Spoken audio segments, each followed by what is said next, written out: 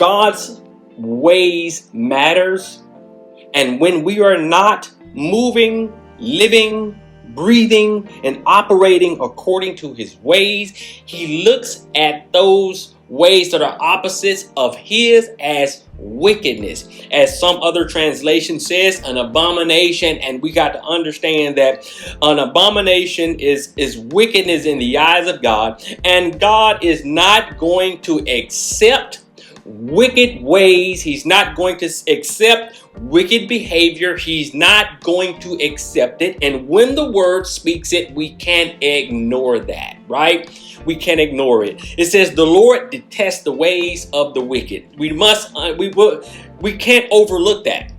We can't overlook wicked behavior. We can't overlook wicked speech, right?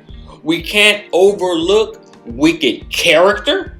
We can't afford to do it because he detests. Detest means a dislike. It's an abomination in his eyes, and he's going to deal with that.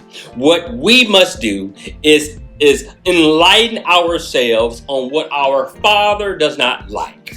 And if he does not like wickedness, we as his created beings should not operate in wickedness, operate in wicked behavior, demonic forces, demonic spirits, demonic behavior, demonic talk, wicked actions.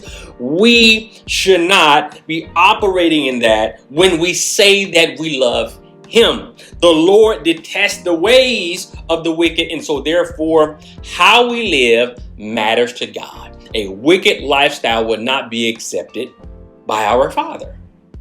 It's really plain and concise right here. God gives us this contrast on what he likes and what he does not like. And we must not just take this at face value. We must live this because he means this to all of his created beings that he has created. And so I pulled out a couple of points from that verse right there. And point number one is the ways and teachings of the world will not be compromised or accepted by God. We've got to understand this. If he detests the ways of the wicked, he's talking about the ways of the world.